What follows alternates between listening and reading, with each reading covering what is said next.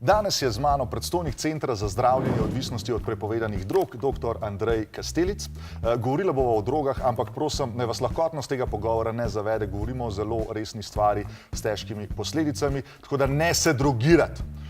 Dr. Kastelic, da vas sem videl sprehoditi skozi nepar hipotetičnih situacij. Recimo, smo za bivšo šolo, skupaj s kolegi si razdelimo eno cigareto, izkaže se, da je v njej marihuana. Kakšni so učinki? Ja, v glavnem se bomo smejali, sproščeno, občutek, da nam čas hitreje ali počasneje teče, da sebe bolj razumemo, ampak to nam čez prijeti. Do tega bo trajalo par minut, da bomo ta občutek dobili. Dobar. Zdaj pa, en kolega je pretiraval, postane mu slabo. Kako mu lahko pomagam? Ja, slabost je bolj redka. Ponavadi je kakšna panika, tesnoba, strah se lahko pojavi.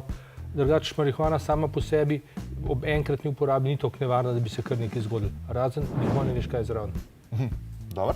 Kako ga pa lahko pomirimo, da, ne vem, da ga dihi zbersamo, kaj ta zgodi? Ja, malo se ga dotaknemo, mirno, v redu bo, počaki, minil bo, ne, ponavadi, razen če bi šlo za eno hudo komplikacijo, pa moramo pohiteti, pa nekoga poiskati. Ampak drugače pa pogovor. Ja, pogovor, pomiritev. Načeloma bi taka panika mogla dosti hitro miniti. Okay. Druga situacija. Sem na družinskem kosilu, ki je neverjetno dolgočasen. V garaži najdem barvo, jo odprem in začnem vdihavati hlape. Kaj se zgodi z mano? Ja, to je opoj, ki je podoben alkoholnemu opoju, samo da gre dosti hitreje. Ko alkohol spiješ, gre v kri, v želodec, se razporedi po telesu, tle pa v hipu, ta opoj začutimo. Lahko tle pa res lahko pride do slabosti, do vrtoglavce, lahko tudi do izgube zavesti trenutne. Dobro, potem pa v garažu pride še moja babica in medtem, ko me ona krega, se nadiha hlapo in kar naenkrat se ji zavrti. Kako ji lahko pomagam? Ja, isto, enako, probati na sveži zrak čim prej. Zdaj upam, da ne bo izgubila zavesti, tem je bil potem bočni položaj, kaj tazga. To je moja babica, mislim, grozno je bilo. Ja, pa paziti, kaj se da, tega ne početi. Posebej pa ne v zaprtem prostoru. Odlični nasveti, super. Naslednja situacija. Mi smo v gorski koči na Krvavcu, cel dan smo smučali, sedaj pa je čas za žurko. En kolega mi ponudi čarobne gobice, jaz rečem, to ne obstaja, on mi reče, pol pa probi, jaz probam in čez približno pol ure začnem videvati stvari. Kaj se dogaja z mano? Ja, grozen. To so halucinogeni. Problem pri njih je ta, da izgubimo občutek, kaj je res. In pri večini drog, mi ko smo zadeti, vemo, da smo vzeli drogo in da je to zaradi tega.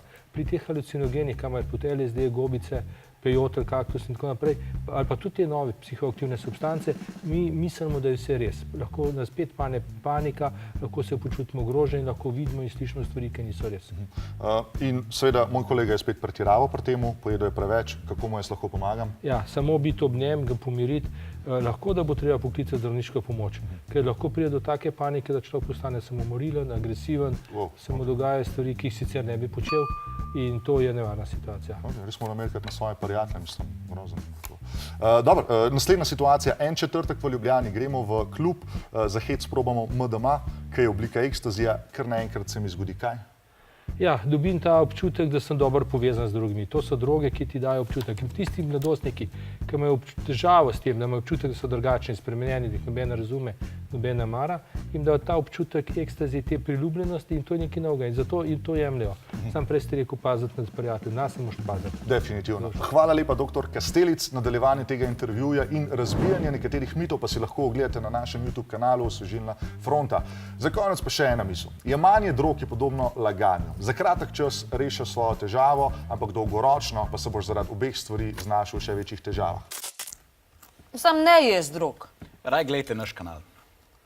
Ampak džakuzi pred blokami pa jaz vse mira. A ne? A boš imel čipsa? Ne, imam svoje.